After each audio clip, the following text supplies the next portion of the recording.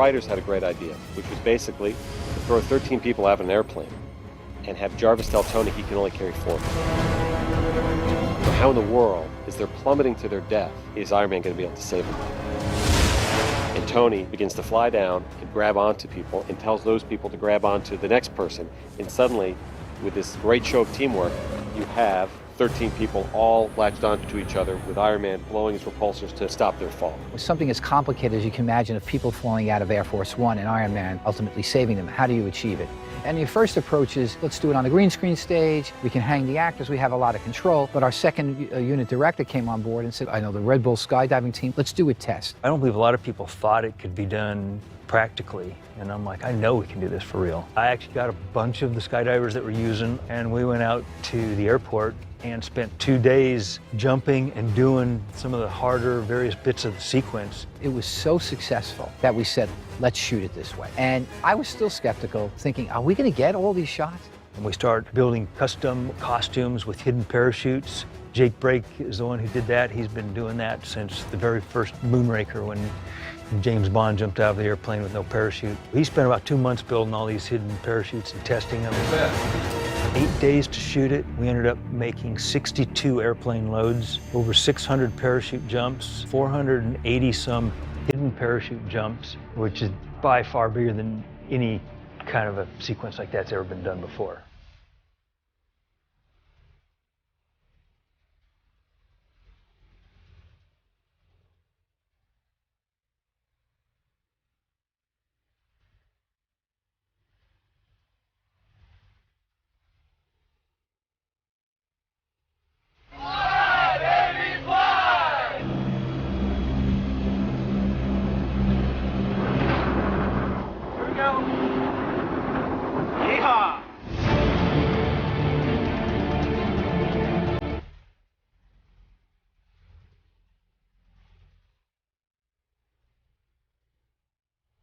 Watching dailies, it was truly terrifying. And seeing the cameraman point, from 10,000 feet in the air and you see the ground approach, it's phenomenal. Having Iron Man in that scene and 13 people falling adds such excitement because it's visceral. You feel that they are really in midair. You can't really achieve that anywhere else.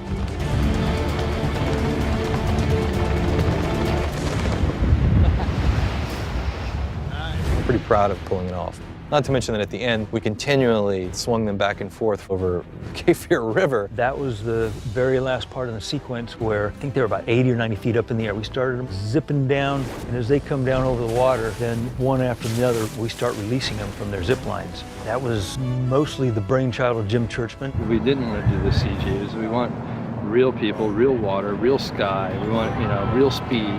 It just makes it that much more epic.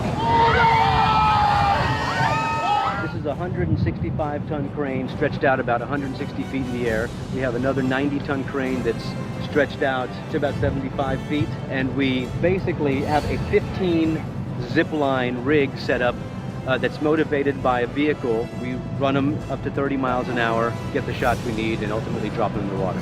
It was a big deal. Came off amazingly flawless. Ready and action!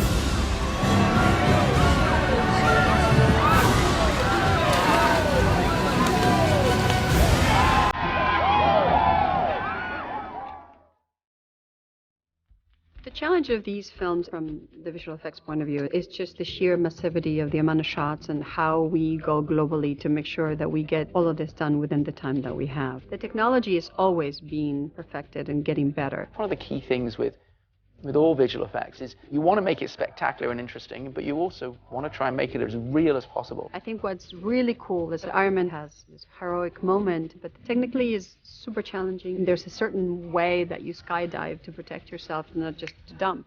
So we needed to feel like we were just, these bodies are dumping and they don't know what to do. You needed to make Iron Man look like he's in control and that he's diving, he's propelling himself from one person to another. And that is a very tricky thing to do because ultimately you're shooting it as you're skydiving. So you're shooting it as the plane is a vertical drop. And you try and get some moments where you've got some horizontal play in there.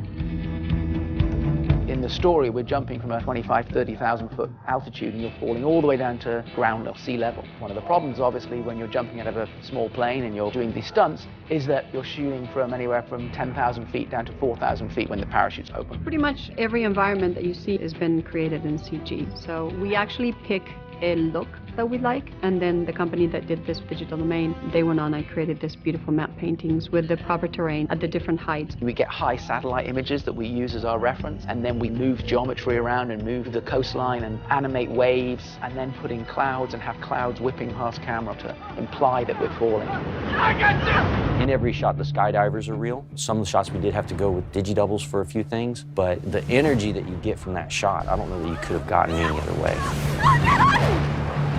Here's the plate shot. They have their Iron Man stand-in and Heather. So we've got backpack and all kinds of issues that we have to work with. This is the shot. Not quite final, but where it's currently at. Getting Iron Man to stick to Heather was really, really challenging. They're moving and vibrating. The cameraman is moving and vibrating. The background is not moving nearly as much.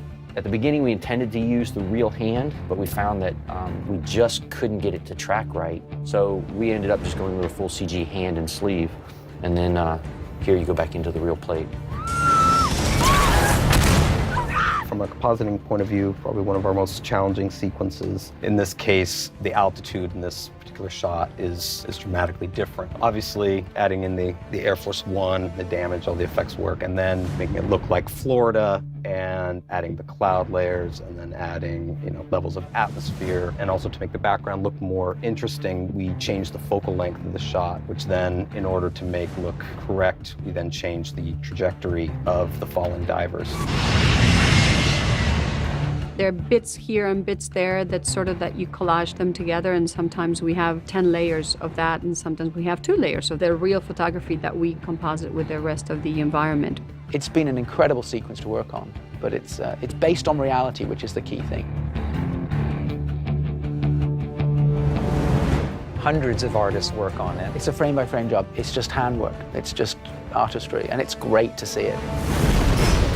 These stunt people are phenomenal, and they were able to perform panic and fear in a way that if we would have had all the time in the world, we probably would have been able to do with CG humans, but we were able to get it with them, and it was great. That aerial sequence was a huge passion of mine. I really wanted it to come off perfectly without a flaw. That's one of the best experiences of my career. Everyone was on board. There was a lot of excitement and enthusiasm, and I think that's what led to the success of this. It's truly wonderful to watch. It's always a great prospect in movies to throw in what is surely an impossible task in front of a hero, where it looks like there's absolutely no way that the hero can get out of it, and then watch them proceed to figure it out. That's one of my favorite moments of the film. This was by far the biggest practical stunt scene we've ever done in any of our films. Bigger than anything in the previous Iron Man films, or bigger than anything in Avengers. And the fact that it's cut together so well is pretty exciting.